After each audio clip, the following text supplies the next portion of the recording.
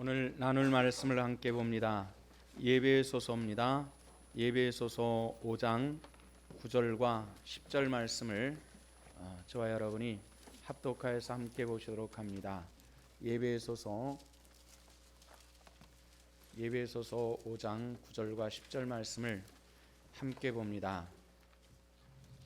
다 같이 빛의 열매는 모든 착함과 의로움과 진실함에 있느니라. 주를 기쁘시게 할 것이 무엇인가 시험하여 보라. 아멘. 하나님 앞에 예배하면서 긴장을 조금 풀도록 하십시다. 한번 웃어보십시다. 억지로 웃으려니까 잘 안 되죠. 옆에 분들하고 인사 나누십시다. 빛의 열매로 사십시다.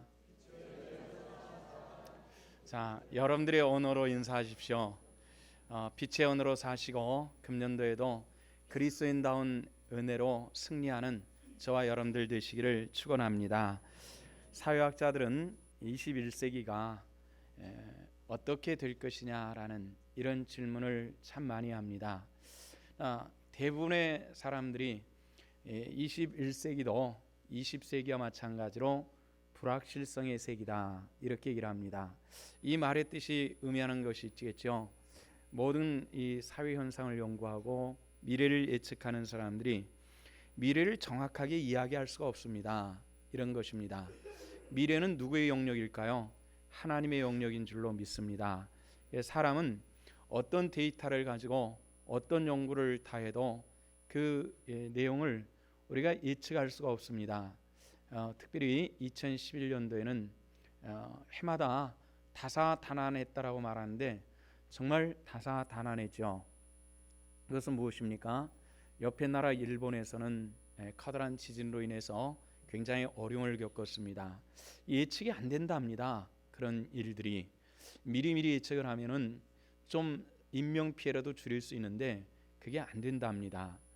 또 절대로 무너지지 않을 것 같은 이 아주 절대 철권을 가지고 통치를 하는 이 이슬람권이 작년 한 해 동안에 이 자스민 혁명이라고 하는 이런 명칭을 가지고 한 사람의 청년의 분신 자살을 통해 가지고 이슬람권이 여기저기 독재자들이 무너지고 또 많은 독재자들이 또 죽었고 쫓겨났고 정권이 바뀌었습니다.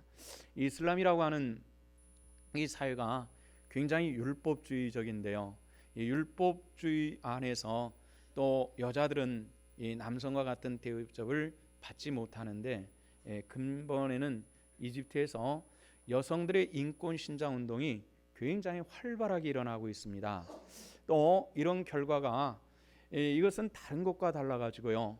율법, 이슬람의 계명에 위배되는 것이기 때문에 또 이것이 어떻게 비화되고 어떻게 발전해 나갈는지 이것에 대해서도 예측할 수 있는 사람은 또 아무도 없습니다. 어떻게 될는지 우리가 알 수가 없죠. 또 아프리카 같은 경우, 동아프리카 같은 경우는 가뭄으로 인해서 굉장히 많은 사람들이 목말라 죽고 있습니다. 이 또 굉장히 중요한 사건인데요. 또 유럽과 같은 경우에는 이 금융 위기로 말미암아서 가장 잘 사는 나라들이 당하는 금융 위기이기 때문에 당연히 온 세계에 미치는 영향이 대단합니다. 또 2011년도를 기점으로 해가지고 미국의 세계적인 영향력이 점점 축소돼 가고 있다라는 이런 문제도 굉장히 커다란 문제로 대두되고 있죠. 한반도도 그렇습니다. 한반도도 갑자기 김정일이 세상을 떠났습니다. 27살밖에 되지 않은 이 젊은 사람이 어떻게 그 나라를 통치해 나갈는지, 통제가 안 되고 통치가 안 되면은 과연 어떤 일들이 일어날는지 이것에 대해서도 아무도 예측할 수 없는 그런 상황입니다. 다시 말해서 2011년도가 불확실성 속에서 굉장히 많은 일들이 일어났던 것처럼 2012년도에도 불확실성에서 앞으로 어떤 일들이 일어날 수 있는지 아무도 예측할 수가 없습니다. 그것은 말씀드린 바와 같이 신의 영역이기 때문에 그렇습니다. 근데 우리가 그런 가운데서도 역사의 한 중앙에 우리가 있다는 것이고 긴장의 한 중앙 속에 있다는 것이 우리들이 가지고 있는 운명이기도 하고 또 이 시대의 이 땅을 이끌어 나가야 되는 우리들에게 주어진 사명이도 하는 것이 있다는 것이죠. 어찌됐건 2012년도에도 다사다난할 것입니다. 또 특별한 일들도 많이 일어나게 될 것입니다. 그런데 이런 상황 속에서 우리 기독교인들은 어떻게 해야 될까? 교회는 어떤 대처를 해야 될까? 이런 생각을 안 할 수가 없습니다. 우리가 준비해야 되겠다는 것인데요. 그것은 간단한 대답이 필요합니다. 우리 그리스도인들은 그리스도인답게 살고 그리스도인답게 존재하는 것이 가장 중요합니다. 그리스도인답게 사시고 그리스도인답게 승리하는 하나님의 권속들 되시기를 주 이름으로 축원합니다. 그러면 무엇이 그리스도인다운 것입니까?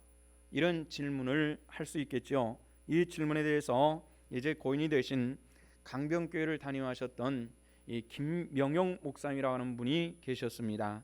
이분이 이제 소천하시기 전에 목회자들이 보는 잡지에 기고한 글에서 이렇게 주장을 했습니다. 기독교의 진리는 소박함과 착함에 있습니다. 이렇게 얘기를 했습니다. 기독교의 본질이 뭐냐 하는 이 질문, 우리 성도들의 입장에서 착함과 진실함에, 소박함과 착함에 있습니다. 이렇게 답변을 했습니다. 우리 한번 따라합시다. 금년에는 우리가 소박함과 착함에 거하십시다. 그렇게 하시기를 바랍니다. 역사 속에서 그런 기독교는 소박했느냐 착했느냐 이런 질문을 하면은 거기에 대한 목회자적인 답변은 단호하게 아니더라고 얘기할 수밖에 없습니다. 기독교는 절대 소박하지 않았습니다. 권력이 없고 힘이 없을 때는 소박한 것 같지만은 조금만 권력이 주어지고 힘이 주어지면은 절대로 소박하지 않은 기독교였습니다. 중세기 과정을 르네상스 과정들을 쭉 거쳐가면서 주어지는 이 기독교의 화려한 모습들을 보신 분들 계실 겁니다. 유럽에는 그런 흔적들이 지금도 굉장히 많이 남아 있습니다. 어떻게 하면 저렇게 호화스럽게 치장할 수 있었을까 이런 생각을 합니다. 저렇게 하기 위해서 얼마나 많은 사람들이 눈물을 흘렸을까 이런 생각을 해본 일들이 많았습니다. 제가 방문해 본 수도원 가운데서는 금을 50톤을 써가지고 온 수도원 내부를 장식한, 수도원이라고 하는 것이 어떤 것이죠? 정결하게 기도하고 말씀 보고 하는 것이 수도원입니다. 근데 그 수도원에다가 50톤의 금을 발라놓은 그런 모습도 보았습니다. 절대로 이게 소박함이라고 얘기할 수가 없겠죠. 그럼 기독교는 착했느냐? 착하지 않았습니다. 기독교가 최고의 힘을 가지고 있을 때, 그때 12세기, 10세기, 11세기, 12세기 무렵에 기독교는 전쟁을 일으켰습니다. 십자군 전쟁이라는 것입니다. 명세으로는 성지 탄환이라는 이런 목적이 있었지만은 그러나 권력 있는 자들의 권력을 수호하기 위한 그런 전쟁이었죠. 굉장히 많은 사륙이 일어났습니다. 전쟁에 참여하는 많은 기독교인들도 또 죽었습니다. 이런 심각한 사륙 전쟁을 했습니다. 또 그 이후로 세계가 새로운 대륙들이 발견되고 그렇게 하면서 선교라고 하는 미명을 가지고 아프리카로 갔고 아시아로 갔고 남미로 갔습니다. 또 그곳에서 그들은 절대로 선교만 하지 않았습니다. 그들은 물질을 강탈했고 국민들을 억압했고 그것이 기독교의 역사입니다. 참 그러나 다행스럽고 고마운 것이 있습니다. 한국 땅의 선교의 과정은 아프리카라든지 아니면은 아시아라든지 그 외 남미와 같은 그런 과정이 아니었습니다. 그 이유가 우리 한국이 가지고 있는 역사성입니다. 기독교가 들어올 때 이 한국 땅은 짓밟히고 있었습니다. 외세에 의해서 짓밟히는 그런 역사를 가지고 있었죠. 많은 나라들이 이 조만한 땅들을 노리고서 굉장히 많은 자기들끼리 전쟁도 치르면서 굉장히 어려움을 겪었고요. 이 땅의 민족들은 아무런 힘이 없이 강자들에게 짓밟히고 빼앗기고 이런 과정이 있었습니다. 이럴 때에 선교사들이 들어왔죠. 선교사들이 들어와서 보니까 정말 순박하고 연약한 민족이 짓밟히고 빼앗기고 이런 모습을 보면서 이 국민들의 편에, 이 한국 민족의 편을 들어서 함께 싸워주었습니다. 가장 어려울 때에 힘이 되어줬던 것이 기독교 선교사였습니다.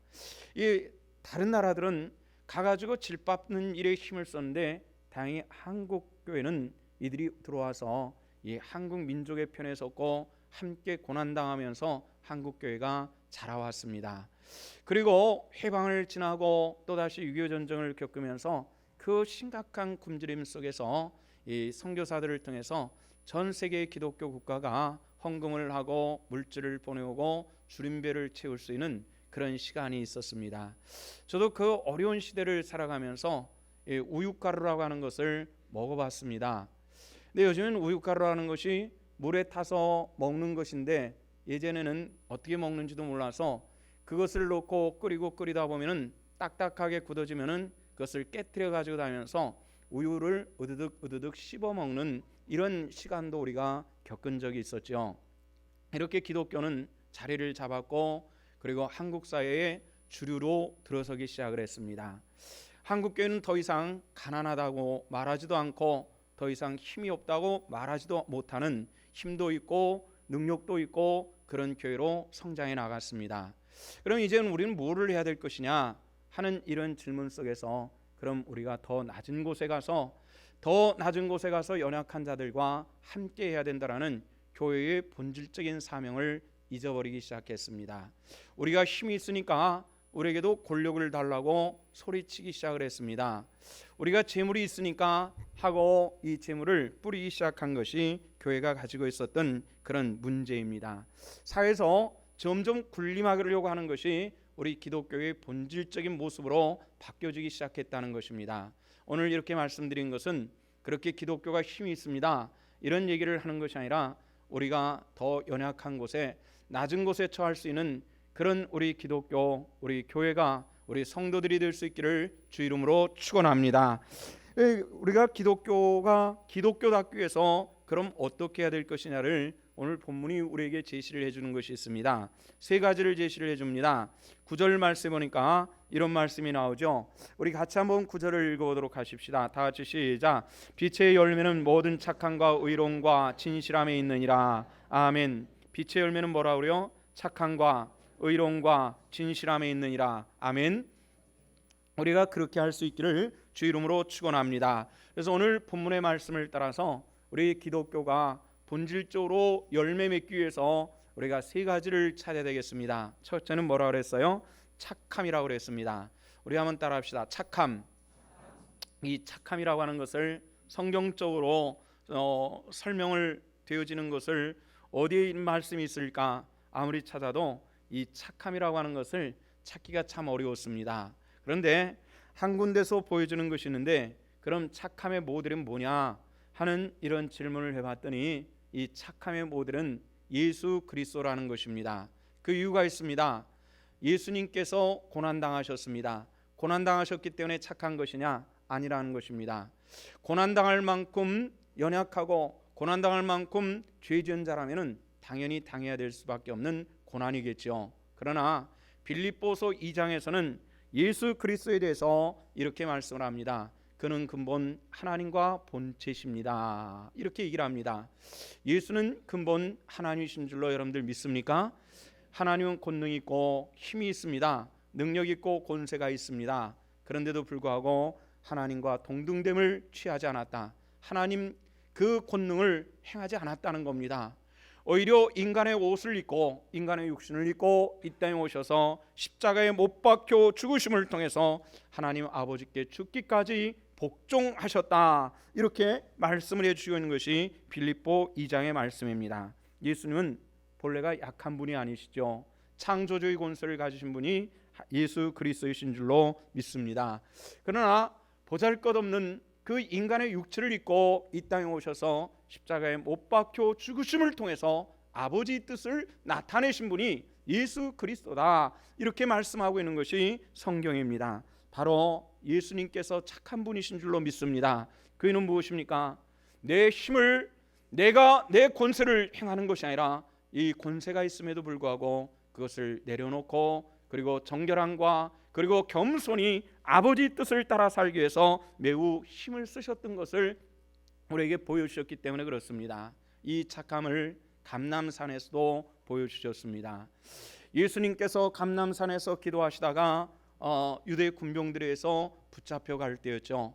베드로, 성격 급한 베드로가 분을 이기지 못해서 검을 빼들어서 말고의 귀를 쳐서 떨어뜨렸습니다.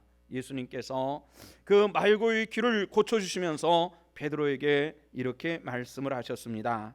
그것은 무엇입니까? 검을 거두라.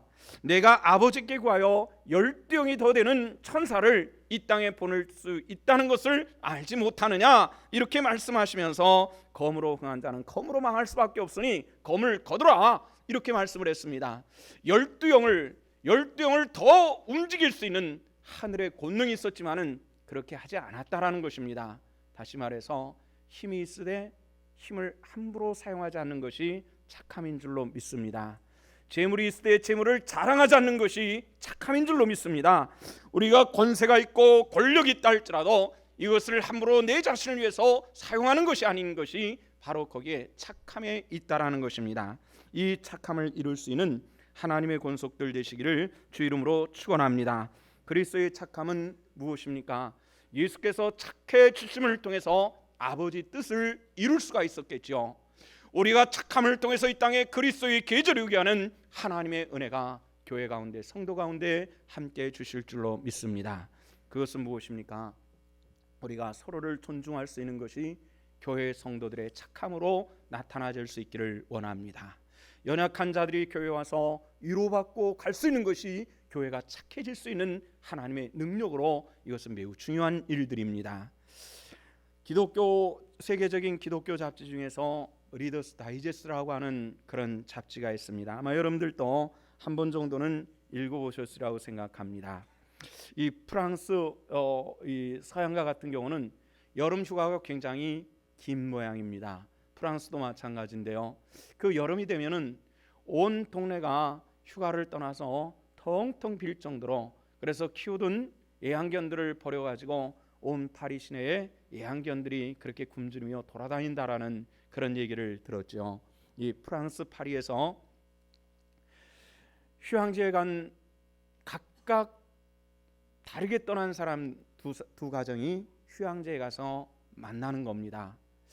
같이 함께 그 휴가 기간 동안에 서로 모르는 사람이었지만은 친하게 지내면서 그 휴가 기간을 다 마칩니다.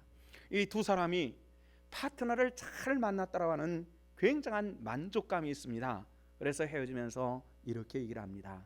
내년 휴가철에도 이날 같이 만나서 우리 같은 시간을 보내도록 합시다, 그랬어요. 그래서 여러 해 동안 휴가 때만 되면은 이 두 가정이 만나가지고 즐거운 시간을 보내고 또 다음 해를 약속하고 헤어지는 겁니다. 그런데 어느 날 한 번은 이 두 사람 중에 한 사람이 가정에 들어와서 TV를 보다 보니까 상대방, 휴가에서 파트너로 만났던 그 사람이 TV에 나온 것을 보았습니다. 보니까 그 사람의 사회적인 직분은 프랑스 대법원의 대법관이었습니다. 우리나라도 대법관은 장관급 대우를 하죠. 쉽게 얘기해서 장관과 함께 휴가를 보낸 것입니다. 그런데 이 사람의 사회적 지위는 무엇이냐면 파리시청의 청소부였다는 겁니다. 물론 굉장히 평등이 유지되고 있는 유럽일지라도 이것은 상당한 이 사회적인 차이를 나타내는 그런 것입니다. 굉장히 놀랐습니다. 해마다 나랑 만나서 즐겁게 휴가를 보냈던 그분이 이 파리, 이 프랑스 대법관이라고 하는 이 사실에 대해서 굉장히 놀랐습니다. 그리고 약속 따라서 그해 겨울에도 휴양지에서 만나는 겁니다. 휴양지에 만나자마자 이 청소부인 이분이 머리를 깊이 수그리면서 TV에서 봤습니다. 대법관이시더라고요. 왜 진정 말씀하지 않으셨습니까?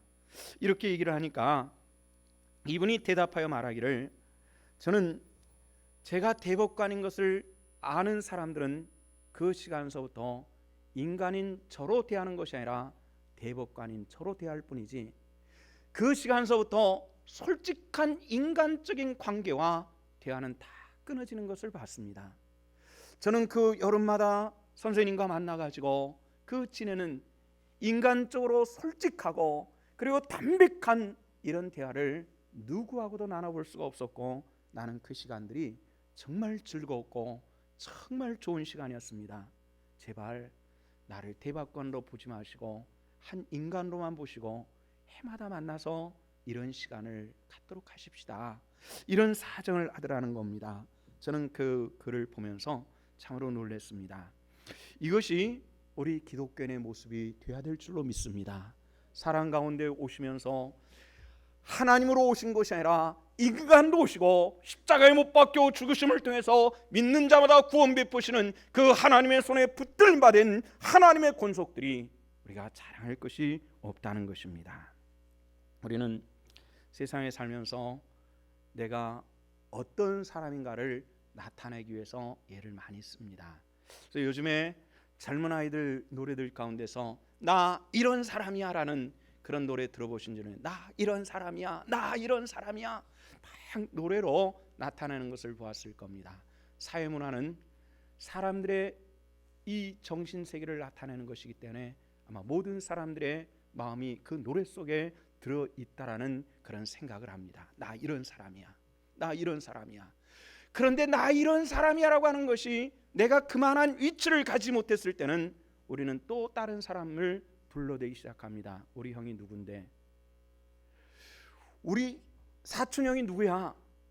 그것도 안 되면은 사돈의 팔촌까지 들먹거리면서 나는 이런 사람이야 라는 것을 드러내게 힘쓰는 것이 사람들의 모습이고, 그렇게 함을 통해서 상대방의 길을 꺾으려고 하는 것이 사람들의 모습이라는 것입니다.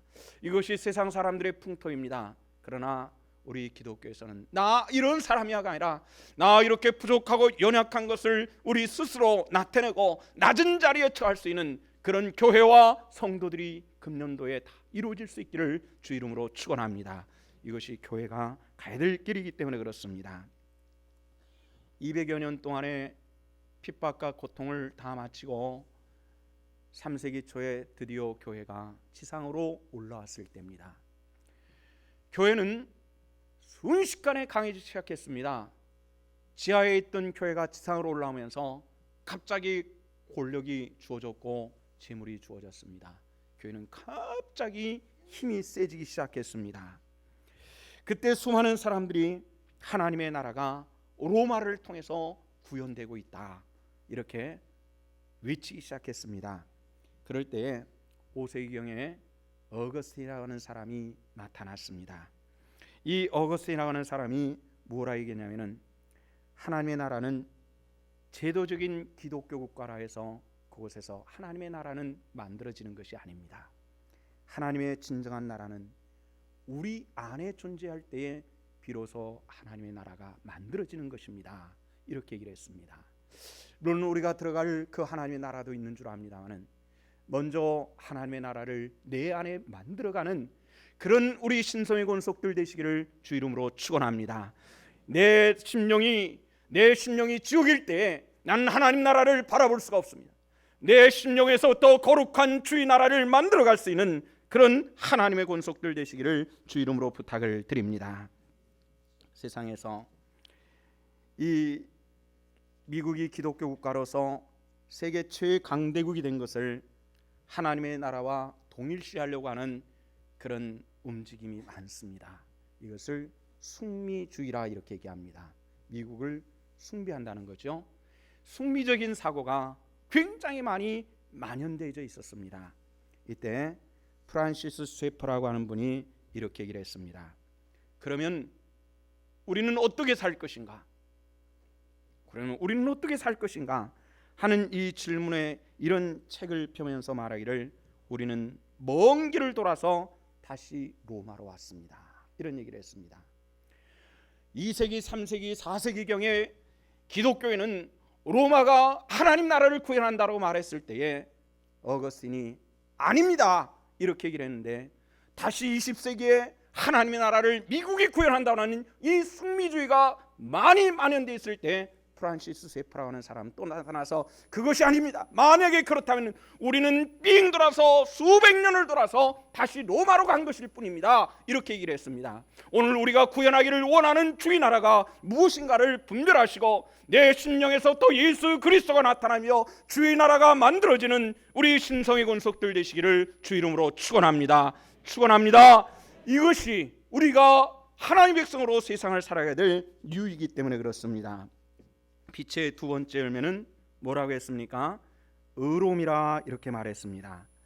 헬라어로 어쩌고저쩌고 이런 분석을 할 필요가 없이 우리가 쓰고 있는 의로울 의자라고 하는 것을 한번 머릿속에 떠올려 보시길 바랍니다.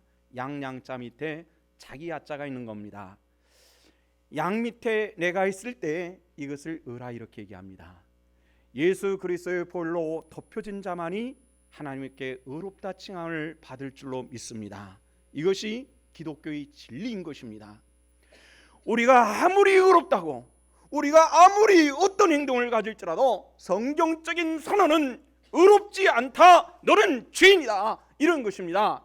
그러나 예수 그리스도를 믿는 믿음으로 내 영혼을 뒤덮은 예수 그리스도의 피를 보시고 나를 의롭다 하시는 하나님의 선언이 우리 성도들에게 나타나 주시기를 축원합니다. 이것이 의이기 때문에 그렇습니다. 이것이 우리가 해야 될 영적인 모습인 것입니다. 그래서 사도 바울은 빌립보서 3장에서 이렇게 얘기를 합니다. 예수를 알기 전에 그의 삶이 어떠했습니까? 그의 삶은 세상적인 자랑거리로 넘쳐나졌던 그런 사람이었습니다. 나 예수 그리스도를 알고 나서 보니까 이제 자랑거리가 아니라 이 모든 것들을 내가 배설물처럼 알게 되었고 나는 버렸나이다, 이렇게 얘기합니다. 아직도 우리가 세상적인 것을 가지고 자랑하기를 원하시고 이것을 자존심으로 삼고 있다면 오늘 이 시간 온전히 벗어버리고 예수 그리스도의 천국에 동참하는 하나님의 권속들 되시기를 축원합니다. 이것이 거룩한 의이고, 내가 하나님 앞에 나서는 것은 나의 그 어떤 것도 아닌 예수 그리스도의 보혈의 공로를 힘입고 나서는 하나님의 사람들, 이것이 성도들의 사는 삶이기 때문에 이것은 우리가 2012년도에도 어떤 것도 주저하지 않고 어떤 것도 막을 수 없이 우리가 이것을 향하여 끝까지 달려가는 이것이 성도의 본질이라는 것입니다. 우리 성도 여러분들, 우리 하나님 앞에 그렇게 승리할 수 있기를 축원합니다. 그리스도의 빛의 열매는 세 번째 뭐라고 했습니까? 진실함이라고 했습니다. 진실은 무엇입니까? 진실의 반대말은 무엇이죠? 거짓입니다.